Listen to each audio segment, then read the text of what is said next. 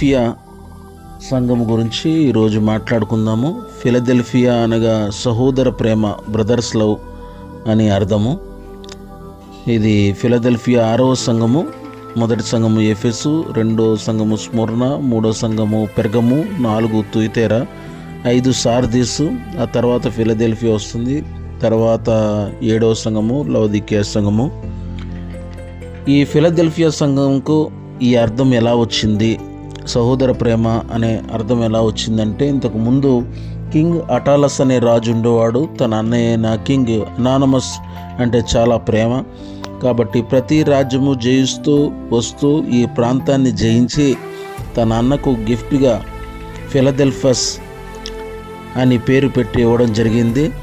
అప్పుడు నుండి ఫిలదెల్ఫియా పట్టణంకు సహోదర ప్రేమ సంగమునకు విశ్వాసము కలిగిన సంఘమని, ఫెయిత్ఫుల్ చర్చ్ అని కూడా పేరు ఉంది.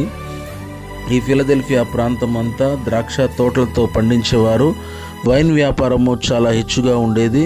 ఎప్పుడైతే భూకంపం వచ్చి పట్టణము నాశనం అయ్యిందో అప్పుడు రోమా చక్రవర్తి అయిన టిబెరియస్ ఈ పట్టణం పట్ల జాలిపడి తిరిగి పునర్మించాడు. ఫిలదెల్ఫియాకి ఇప్పుడు అల్ షహర్ అనే పేరు. వాక్యంలోకి వస్తే ప్రకటన గ్రంథము 3వ అధ్యాయము 7 నుంచి 13 వచనాల వరకు ఫిలదెల్ఫియా సంఘం గురించి వ్రాయబడింది. ముందుగా 7వ వచనంలో చూసినట్లయితే, ఫిలదెల్ఫియాలో ఉన్న సంఘపు దూతకు ఇలాగూ రాయము: దావీదు తాళపు చెవి కలిగి ఎవడునూ వేయలేకుండా తీయువాడును, ఎవడునూ తీయలేకుండా వేయువాడునై సత్య స్వరూపియగు పరిశుద్ధుడు చెప్పు సంగతులేమనగా అని చెప్పి ఆయన గురించి పరిచయం చేసుకున్నాడు. దావీదు తాళపు చెవుల గురించి ఇక్కడ చెప్పాడు. రెండో విషయము ఆయన సత్యస్వరూపి అని చెప్పాడు. మూడోది పరిశుద్ధుడు అని చెప్పాడు. మొదటి విషయానికి వస్తే, దావీదు రాజుగా యెరూషలేమును పరిపాలించినప్పుడు అతని ఖజానాను కానీ, చెరసాలలు కానీ, ద్వారబంధముల వద్ద కానీ అతిపెద్ద తాళపు చెవులలో కలిగిన తాళములను వాళ్ళు వేసి సంరక్షిస్తుండేవారు. ఆ తాళపు చెవులు రాజాజ్ఞతో సైనికాధికారి తీసుకుని వాటిని తెరవడం, మూయటం అనేది జరుగుతుండేది. ఈ తాళాలను తెరవడం ఏ ఒక్కరికైనా సాధ్యమైన పని కాదు. కాబట్టి దావీదు తాళపు చెవులు ఎంత పెద్దవో అలాంటి తాళపు చెవులను ఈయన కలిగి ఉన్నాడని చెప్పేసి ఇక్కడ వాక్యంలో చెప్తున్నాడు. యేసు తనకు పరలోక రాజ్యపు తాళపు చెవులను, పాతాళ లోకపు తాళపు చెవులను కలిగిన వాడుగా, అధికారము కలిగిన వాడుగా ఆయన చెప్తున్నాడు. అందుకని వాక్యంలో నేనే మొదటి వాడును, కడపటి వాడును, మృతుడైతిని కానీ యుగముగములకు జీవించువాడినై ఉన్నానని చెప్తున్నాడు. ఎవరైనా చనిపోయిన తర్వాత నిర్ణయించిన తీర్పును బట్టి 2 చోట్లకి వెళ్ళవలసి వస్తుందండి. పరలోకము కావచ్చు, లేదంటే నరకము కావచ్చు. పరిశుద్ధులు పరలోకమునకు చేర్చిన తర్వాత ఆయన వేసిన తాళమును ఏ సాతాను కానీ, ఆయన సాతాను సంబంధులు కానీ తెరవజాలడు. అలాగే సాతాను అతని సంబంధులు, దుష్టులు, పాపలు నరకమునకు చేరిన తర్వాత ఆయన వేసిన తాళమును ఎవరు దాన్ని తెరవజాలరు. అంటే ఆయనకి ఈ రెండిటి మీద అధికారం ఇవ్వబడింది అని చెప్తున్నాడు. భూలోకంలో నీవు దేవుని బంధిస్తావో, పరలోకంలో నేను దాన్ని బంధిస్తాను. ఇలాంటి అధికారాన్ని మీకు ఇస్తాను, ఇలా పరలోకపు తాళచెవులను మీకు ఇచ్చదని చెప్పేసి వాక్యంలో కూడా ఉందండి. ఇలాంటి అధికారం మనం పొందుకోవాలని చెప్పేసి ఇక్కడ చెప్తున్నాడు. 2 సత్యస్వరూపి. యేసు సత్యస్వరూపి అయి ఉన్నాడు. సత్యస్వరూపి అనడానికి కొన్ని వాక్యాలు ఇక్కడ చెప్పబడ్డాయి. ఆదియందు వాక్యం ఉండెను, వాక్యము దేవుని యొద్ద ఉండెను, ఆ వాక్యము శరీరధారి కృపాసత్య సంపూర్ణుడుగా మన మధ్యన నివసించానని చెప్పేసి వ్రాయబడి ఉందండి. ఈయన కృపాసత్య సంపూర్ణుడుగా మన మధ్యకు వచ్చాడని చెప్పేసి క్లియర్గా కనిపిస్తుంది. అంతేకాదు, బలిపీఠం వద్ద ఆత్మలు నాదా సత్యస్వరూపి ఎందాక తీర్పు తీర్చుకు ఉంటావు అని చెప్పేసి కేకలు వేస్తున్నట్లుగా మనం చూస్తున్నాము. యేసు సత్యమనే స్వరూపముని కలిగి ఉన్నాడు. పిలాతు, యేసు నువ్వెవరివి, లోకానికి ఎందుకు వచ్చావు అని అడిగినప్పుడు యేసు, నేను సత్యము గూర్చి సాక్ష్యమిచ్చుటకు నేను వచ్చి తిని, అందుమూలముగానే నేను పుట్టి తిని అని చెప్పేసి సమాధానం ఇచ్చాడు. పిలాతు అప్పుడు సత్యం అంటే ఏమిటి అని అడిగినప్పుడు యేసు సమాధానం ఇవ్వలేదు. కానీ కొన్ని సందర్భాల్లో యేసు చెప్పాడు, నేనే మార్గమును సత్యమును జీవమునై ఉన్నానని చెప్పేసి అన్నాడు. దేవుని రాజ్యము ఉందని నమ్మటమే సత్యం. సత్యం అంటే ఏంటి అని పిలాతు అడిగినప్పుడు దానికి సమాధానంగా మనకు కనిపిస్తుంది. నశించు ఆత్మలను వెతికి రక్షించడానికి ఈ లోకానికి వచ్చాను అని యేసే చెప్తున్నాడు. వచ్చానని చెప్పడమే సత్యం. దేవుని కుమారుడే మనుష్య కుమారుడుగా వచ్చాడని చెప్పడమే సత్యము. మన పాపముల నిమిత్తము సిలువ వేయబడి మరణించి 3 రోజుల్లో తిరిగి లేస్తాడు, ఆ లేఖనము నెరవేరుతుంది అని చెప్పడమే సత్యము. ఇదే సత్యమని మనము గుర్తెరగాలి. పరిశుద్ధుడు తర్వాత దూతలు నిరంతరము పరిశుద్ధుడు పరిశుద్ధుడు పరిశుద్ధుడు అని గానము చేస్తున్నారు. పరలోకమును 4 వింత జీవులు కూడా తిరుగుతూ యెహోవా పరిశుద్ధుడు పరిశుద్ధుడు అని చెప్పేసి దివారాత్రములు మానక చెప్పుచున్నట్టుగా మనం చూస్తున్నాము. యేసు పరిశుద్ధుడుగా కాబట్టి పిలాతు కూడా ఇతని యందు ఏ పాపము నాకు కనబడట్లేదు అని అన్నాడు. దీన్ని బట్టి పరిశుద్ధుడు, ఆయన పరిశుద్ధుడు అని చెప్పవచ్చు. ఆ పరిశుద్ధత మనము కూడా కలిగి ఉండాలని ఇక్కడ దేవుడు మాట్లాడుతున్నాడు. నేను పరిశుద్ధుని కాబట్టి మీరు కూడా పరిశుద్ధులుగా ఉండుడి అని చెప్తున్నాడు. కాబట్టి పరిశుద్ధత గురించి మనము ప్రార్థన చేసుకోవాలి. 8వ వచనంలోకి వస్తే, నీ క్రియలను నేను ఎరుగుదును, నీకున్న శక్తి కొంచెమై ఉండినను నీ వాక్యమును గైకొని నా నామం ఎరగననలేదు.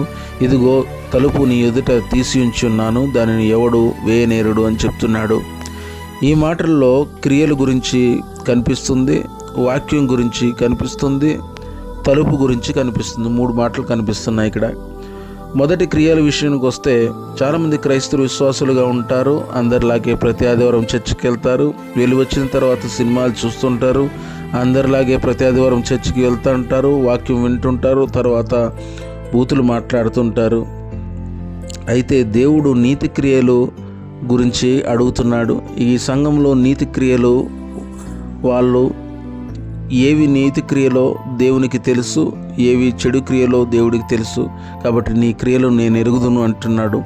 క్రియలు కలిగిన విశ్వాసము మనం కలిగి ఉండాలి. క్రియలు లేని విశ్వాసము మృతము అని చెప్పేసి వాక్యంలో వ్రాయబడి ఉంది. ఫిలదెల్ఫియాలో ఉన్న వారి యొక్క క్రియలు నేను చూచున్నాను, వారి క్రియలు మంచివై ఉన్నాయి అని చెప్పేసి ఇక్కడ దేవుడు చెప్తున్నాడు. కాబట్టి ఫిలదెల్ఫియా సంఘస్థుల వలె మంచి క్రియలతో విశ్వాసంతో కూడిన క్రియలు మనము చేయాలి. వాక్యం విషయానికి వస్తే, వాక్యమును గైకుంటున్నారు అంటే వాక్యం కొరకు వెళ్తున్నారు, వాక్యం వింటున్నారు, వాక్యం బోధిస్తున్నారు, వాక్యం గైకొనుచున్నారు అంటే వాక్యానుసారంగా జీవిస్తున్నారు. చాలామంది చర్చికి వెళ్తారు, కొందరు వాక్యం వినరు. వాక్యం వింటే వినవాక్యం ఇతరులకు చెప్పరు, ఇతరులకు బోధించరు. ఒకవేళ ఇతరులకు చెబితే వాళ్ళు వాక్యమును గైకొనరు. ఇలాంటి సందర్భాలు మనము చూస్తూ ఉంటాము. అయితే వాక్య విషయంలో ఎంతో శ్రద్ధగా ఉన్నారని చెప్పేసి ఫిలదెల్ఫియా సంఘస్థుల్ని దేవుడు ఇక్కడ ప్రశంసిస్తున్నాడు. అంతేకాదు వాక్యమైన యేసును ఎరగనని చెప్పడం గురించి ఇక్కడ క్లియర్గా కనిపిస్తుంది. ఎవరు యేసుని ఎరగనని చెప్పారంటే, పేతురు ముమ్మారు ఆయనని ఎరగనని చెప్పాడు. కోడి కోయక ముందు నాకు తెలుసు, యేసుతో తిరిగినవాడు, యేసుతో అద్భుతాలు చూసినవాడు, యేసుతో చాలా చోట్లకు వెళ్ళినవాడు. ఒకానొక సందర్భంలో యేసు ఆయన ఎవరో నాకు తెలియదు అని చెప్పేసి చెప్తున్నాడు. అలా ముమ్మారు ఎరగనని చెప్పడం మనం చూస్తున్నాం. మనుషుల దేవుడు ఏం చెప్తున్నాడంటే, మనుషుల ఎదుట ఎవరు నన్ను ఎరుగునను తండ్రి ఎదుట నేను ఎరుగునందును, ఎవరైతే ఎరగనని చెప్పురో నేను తండ్రి ఎదుట ఎరగనని చెప్పుదునని చెప్పేసి అంటున్నాడు. కష్టము కలిగినప్పుడు యేసు ఎవరో తనకు తెలియదని చెప్పేవారు ఉన్నారు. రిజర్వేషన్ల కొరకు కొంతమంది బాప్తిసం తీసుకోలేదు, మేము హిందువులని చెప్పేవారు ఉన్నారు. అందుకని వాక్యములో నీకున్న శక్తి కొంచెమై ఉండినను నీ వాక్యము గైకొని నా నామము ఎరగనని లేదు అంటే వాళ్ళు ఎంతో సాక్షార్థులుగా సువార్థికులుగా పనిచేశారు. ఆ యేసయ్యకు సాక్షులుగా పనిచేశారు. యేసు ఎవరో మాకు తెలుసు, యేసు ఎందుకు వచ్చాడో తెలుసు, యేసు ఎందుకు చనిపోయాడో తెలుసు అని సాక్షులుగా ఆయన తెలుసు అని చెప్పేసి, ఆయన ఎరుగుదామని చెప్పేసి సువార్త ప్రకటించడం జరుగుతుంది. అలాగా ఫిలదెల్ఫియా సంఘము సభ్య సమాజంలో యేసుని రక్షకుడుగా సువార్త చేసింది. నిజంగా ఆ ధైర్యాన్ని చాలా మెచ్చుకోవాలి. ఎందుకంటే పిరికివారు పరలోక రాజ్యమునకు వారసులు కారని చెప్పేసి వ్రాయబడి ఉంది. చూడండి, మోషే యొక్క శక్తి కొంచెమై ఉంది, ఆయనకున్న వాక్యంలో శక్తి కొంచెమై ఉంది. కానీ దేవుడు మోషే ద్వారా అనేక మంది ఇజ్రాయేలును బయటికి రప్పించాడు. దావీదు యొక్క వాక్యంలో తనకున్న శక్తి తక్కువే, కానీ దేవుడు దావీదుకు తోడుండడం వలన దేవుని యొక్క శక్తి అతనికి వచ్చింది. కాబట్టి గొలియాతుని జయించాడు. ఎందుకంటే ఆయన ఆశ్చర్యకరుడు, ఆలోచనకర్త, బలవంతుడైన దేవుడు అని చెప్పేసి ఆయనకి పేరు. అయితే ఇదే విషయంలో ఫరో కూడా అంటున్నాడు, యెహోవా ఎవడు, నేను అతన్ని ఎరుగను అంటున్నాడు. ఎరగని వాడికి ఆయన చెప్తున్నాడు, ఆశ్చర్యకరుడు, ఆలోచనకర్త, బలవంతుడైన దేవుడు యెహోవా ఉన్నవాడు అనువాడునై ఉన్నాడు అని చెప్తే వాక్యంలో మనం చెప్తున్నాడు. అన్ని నామముల కన్నా గొప్ప నామము, పైనున్న నామము యెహోవా నామము, యేసు నామముగా మనము చెప్తాము. అంతే కదండి. ఇదిగో నీ తలుపు నీ ఎదుట తీసి ఉంచున్నాను, ఇదిగో తలుపు నీ ఎదుట తీసి ఉంచున్నాను, దాన్ని ఎవడు వేయనేరుడు. ఆయన తీసి ఉంచిన తలుపులు పరలోక రాజ్యపు తలుపులు. అనేక మంది ఇంకా మారతారని, రక్షణ మార్గంలోకి వస్తారని ఆయన తలుపు తెరిచి ఉంచాడు. అందుకే ద్వారములు తెరిచే ఉన్నాయని చెప్పేసి వాక్యంలో మనం చూస్తూ ఉంటాం. అందుకని యేసు పరలోక రాజ్యం గురించి ఒక ఉపమానం చెప్పినప్పుడు ఆ 10 మంది కన్యకల గురించి చెప్పాడు. పరలోక రాజ్యము ఉపమానము. అయితే ఈ 10 మంది కన్యకలలో 5 బుద్ధిగల కన్యకలు, 5 బుద్ధి లేని కన్యకలు. బుద్ధిగల కన్యకలు వాళ్ళ దివిటీలను చక్కగా నూనెతో సిద్ధపరచుకుని పెండ్లి కుమారుడు వద్దకు వస్తారు. బుద్ధి లేని కన్యకలు వాళ్ళకి దివిటీలలో నూనె అయిపోవడం వలన వాళ్ళ ఆ సందర్భంలో అక్కడికి చేరుకోలేరు. ఎప్పుడైతే ఇక్కడ తలుపులు మూయబడతాయో, అయ్యా తలుపులు తీయమని చెప్పేసి అడిగినప్పుడు మీరెవరు, మిమ్మల్ని ఎరగను అని చెప్పేసి నిశ్చయంగా మీతో చెప్పుచున్నా అని చెప్పేసి వాక్యంలో చెప్తున్నాడు. ఇది మన పరలోక రాజ్యంలో రాబోయే రోజులకి, యుగ సమాప్తికి మనకి గుర్తులుగా కనిపిస్తుంది. కాబట్టి పరిశుద్ధాత్మ అనే నూనెని మనము సంపాదించుకోవాలి. ఆ నూనె లేనిదే మనకు పరిశుద్ధాత్మ లేకుండా పరలోక రాజ్యంలో ప్రవేశం లేదని మనం తెలుసుకోవాలి. తర్వాత యూదులు కాకయే తాము యూదులమని అబద్ధమాడు సాతాను సమాజపు వారిని రప్పించదను. వారు వచ్చి నీ పాదముల ఎదుట నమస్కారం చేసి, ఇదిగో నేను నిన్ను ప్రేమిస్తున్నాను తెలుసుకున్నట్లు చేస్తుందని చెప్తున్నాడు. కొంతమంది అండి యూదులమని వాళ్ళు చెప్పుకునే వాళ్ళు ఉన్నారు, వాళ్ళు యూదులు కాదు, అయితే గర్వంగా ఫీల్ అవుతుంటారు. వారికి అబద్ధాలు ఆడడం చాలా సహజం. చాలా అబద్ధం ఆడేవారిని ఆయన రప్పిస్తాను, లేని అపనిందలు వేసేవారిని రప్పిస్తాను. వాళ్ళని తప్పు తెలుసుకుని ఎవరైతే అపనిందలను మోపుతున్నారో వాళ్ళ పాదాల మీద పడి క్షమాపణ అడిగేలా చేస్తాను, మారు మనసు పొందేలా చేస్తాను అని చెప్పేసి ఆయన వాక్యంలో చెప్తున్నాడు. ఈ మాటల ద్వారా నిన్ను వరే నీ పొరుగువారిని ప్రేమించాలి అనే ఆజ్ఞ మనకి ఇక్కడ కనిపిస్తుంది. అంటే ఎలాంటి తప్పు చేసిన వాళ్ళకైనా దేవుడు క్షమాపణ గుణం అనేది ఉంది కాబట్టి వాళ్ళని ప్రేమిస్తున్నాడు. నీవు నా ఓర్పు విషయమై వాక్యము గైకొంటివి, నీ భూనివాసులలో శోధించుటకు లోకమంతటి మీద రాబో శోధన కాలంలో నేనును నిన్ను కాపాడదని చెప్తున్నాడు.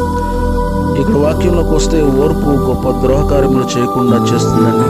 దీనికి నిదర్శనము క్రీస్తు ఓర్పుగా మనం చెప్పుకోవచ్చు. ఆయన ఎన్నిసార్లు కొట్టినా, ఎన్ని ఇబ్బందులు పెట్టినా ఎంతో ఓర్పుతో ఆయన తట్టుకున్నాడు. ఆ కొరడా దెబ్బలు తట్టుకున్నాడు, ఆ సిలువ తట్టుకున్నాడు, ముళ్ళ కిరీటము తట్టుకున్నాడు, అరచేతులతో కొడుతుంటే తట్టుకున్నారు. ఇంత ఓర్పు ఇంకెవరికి ఉంటుందండి? అదేవిధంగా అబ్రహాము గురించి కూడా చూస్తే, దేవుడు నేను గొప్ప చేస్తానని వాగ్దానం ఇచ్చినప్పుడు తన వయసు చాలా ఎక్కువైనా కానీ ఓపికతో ఓర్పుతో వాగ్దాన ఫలము పొందాడని మనం చెప్పవచ్చు. ఇలాంటి ఓర్పు, అబ్రహాము ఓర్పు మనకు కూడా కావాలి. కాబట్టి ఈ ఓర్పే అబ్రహామును విశ్వాసులకు తండ్రిగా మార్చిందని మనం చెప్పవచ్చు. భూనివాసులు శోధించే కాలము 7 ఏళ్ల శ్రమల కాలంగా కనిపిస్తుంది. ఈ భూనివాసులకు శోధించే కాలంగా చెప్పవచ్చు. దేవుడు భూనివాసులకి శోధించే కాలాన్ని 7 రకాలుగా చెప్తున్నాడు. తెల్ల వంటి బలము కల మిడతలతో కొంత శ్రమకాలం అనేది ఉంటుంది. సింహపు తలల గుర్రములతో అగ్ని గంధకములు వేయడం అనేది కొంతకాలం ఉంటుంది. నీళ్లు రక్తముతో నానావిధ తెగులతో బాధపడడం కొంతకాలం శ్రమ, కొంతకాలం ఉంటుంది. దేవదూషణ చేస్తూ ఉండడం కొంతకాలం ఉంటుంది. క్రూర మృగమును నమస్కరించడము కొంతకాలం ఉంటుంది. అదేవిధంగా క్రూరముఖమునకు నమస్కరించిన వారికి బాధలు, కష్టాలు పెట్టడం జరుగుతుంది. మాచపత్రి అనే నక్షత్రము నేల మీదకి, భూమి మీదకి రాలడం వలన భూమిలో ఉన్న వాటర్ అంతా, సముద్రపు నీరంతా చేదవునట్టుగా మనం చూస్తున్నాము. అలాగే దేశము అంధకారం అవ్వడం కూడా మనం చూస్తున్నాం. ఈ విధంగా 7 రకాల శ్రమలు 7 ఏళ్ల కాలంలో మనం చూస్తున్నాము. అలాంటి శ్రమల్లో కూడా దేవుడు మనల్ని తప్పిస్తాను, నేను నీకు తోడుకుంటాను, నిన్ను కాపాడుతాను అని అంటున్నాడు. అయితే శోధన రావాలని ఎవరు కోరుకోరు, శ్రమలు రావాలని ఎవరు కోరుకోరు. కానీ శోధన సహించువాడు ధన్యుడు, శోధనలోకి ప్రవేశింపకుండాన్నట్లు మెలకువగలిగి ప్రార్థించుడు అని చెప్పేసి ఆయన అన్నాడు. అంతేకాదు యేసు ప్రార్థనలో కూడా శోధనలందే కాక కీడు నుండి తప్పించమని ప్రార్థన చేశాడు. దేవుడు చివరగా ఇక్కడ నేను త్వరగా వచ్చుచున్నాను, ఎవడను నీ కిరీటం అపహరింపకుండాన్నట్లు నీ కలిగిన దాన్ని గట్టిగా పట్టుకొనమని చెప్తున్నాడు. ఆయన త్వరగా వచ్చుచున్నాడు అని చెప్పేసి అన్నాడు. ఇది 2వ రాకడకు గుర్తుగా ఉంది. మత్తయి సువార్త 24వ అధ్యాయంలో నీ రాకడకి యుగ సమాప్తికి సూచనలేవి మాతో చెప్పమని అడిగినప్పుడు యేసు వారితో మిమ్మల్ని మోసపరచుకోకుండా చూసుకోండి, తర్వాత నా పేరిట అనేక మంది క్రీస్తుని వస్తారు, వాళ్ళు మోసపరచకుండా చూసుకోండి, కరువులు భూకంపాలు కలుగుతాయి, మోసపరచకుండా చూసుకోండి, అక్రమం విస్తరిస్తుంది, జాగ్రత్తగా ఉండండి, ఇది నా రాకడ సూచనలు, నేను త్వరగా వచ్చుచున్నాను అని చెప్పేసి ఆయన చెప్తున్నాడు. నోవాహు దినములు ఎలాగుండను, మనుష్య కుమారుని రాకడయు అలాగే ఉండును అంటున్నాడు. మెరుపు తూర్పున పుట్టి పడమటి వరకు ఎలాగూ కనపడను, అలాగే మనుష్య కుమారుని రాకడ ఉంటుంది అని చెప్తున్నాడు. కాబట్టి యేసు మన దగ్గరికి త్వరలో 2వ రాకడికి గుర్తుగా ఈ యొక్క వాక్యములు మనకి కనిపిస్తున్నాయి. యేసు రాజుగా వచ్చుచున్నాడు, భూలోకమంతా తెలుసుకుందురు. యేసు రాజుగా వచ్చుచున్నాడు, భూలోకమంతా తెలుసుకుందురు.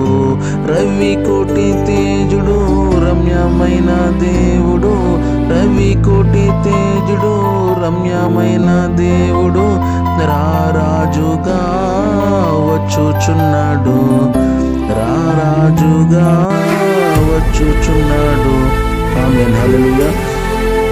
అదేవిధంగా దేవుడు ఇక్కడ చెప్తున్నాడు, ఆయన రాజుగా వస్తున్నాడు.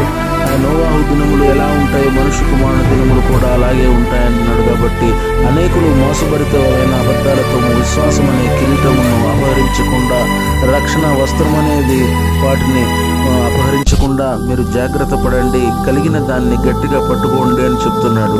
కొన్ని సందర్భాలలో ఆ కిరీటం ఏదైనా కావచ్చు, అది జీవ కిరీటము కావచ్చు, మహిమ కిరీటము కావచ్చు, అతిశయం కిరీటం కావచ్చు, నీతి కిరీటం కావచ్చు, అక్షయ కిరీటం కావచ్చు. శోధనలు జయిస్తే వారికి జీవ కిరీటము, మందను నమ్మకముగా కాస్తే మహిమ కిరీటము, ఆత్మలను రక్షిస్తే అతిశయ కిరీటము, పరిశుద్ధతను కాపాడుకుంటే నీతి కిరీటము, భక్తిలో విజయము సాధిస్తే అక్షయ కిరీటము. వీటిలో దేనినైనా సాతాను అపహరించవచ్చు. కాబట్టి దేవుడు మనకి కలిగిన దాన్ని, దేవుడిచ్చిన కిరీటాన్ని గట్టిగా పట్టుకోవాలని ఇక్కడ మాట్లాడుతున్నాడండి. జయించువాని నా దేవుని ఆలయంలో ఒక స్తంభముగా చేసేదను, అందులో నుండి వాడు ఇక మీదట ఎన్నటికీ వెలుపలెక్కిపోడు. మరియు నా దేవుని పేరును, పరలోకము నా దేవుని యొద్ద నుండి దిగి వచ్చిన నూతనమైన యెరూషలేమును, నా దేవుని పట్టణపు పేరును, నా కొత్త పేరు వాని మీద వ్రాసదను అని చెప్పేసి అంటున్నాడు.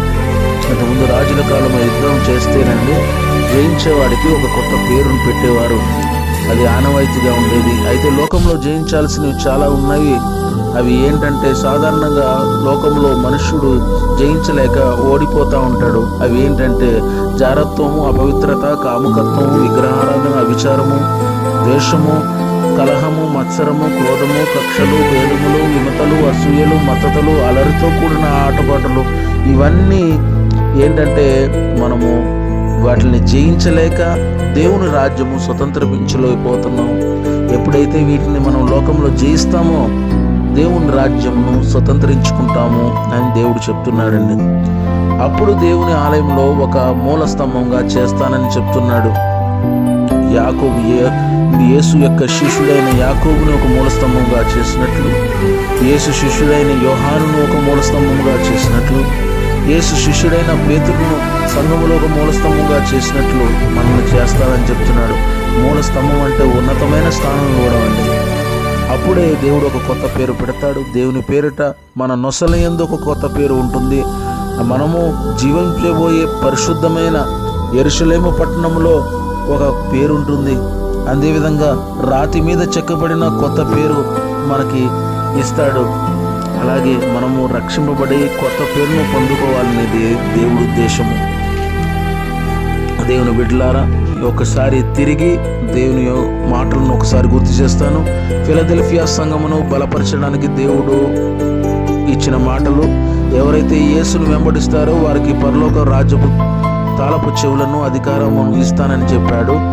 యేసే మార్గము సత్యమని, యేసు మాట సత్యమని, యేసు జీవము సత్యమని నమ్మాలి.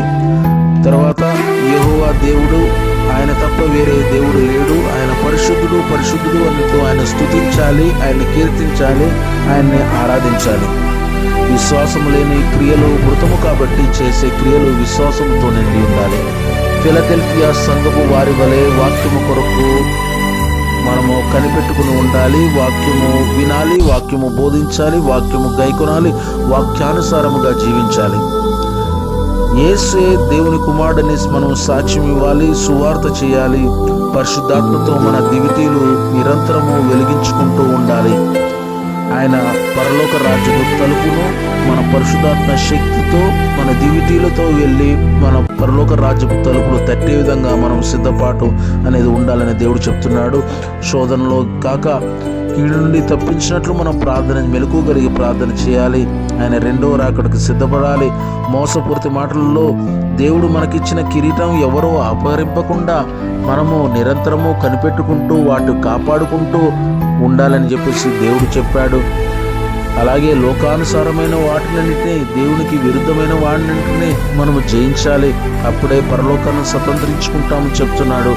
ఆయన సన్నిధిలో అప్పుడు మూలస్తంభముగా కొత్త పేరుతో జీవగ్రంథంలో లిఖించబడతామని చెప్తున్నాడు. ఈ విధంగా ఆయన మాటలను మనం గుర్తు చేసుకుంటూ ఆయన రాకడ వరకు సిద్ధపడదాము. దేవుడు మనలందరినీ దీవించునుగాక. ఆమేన్.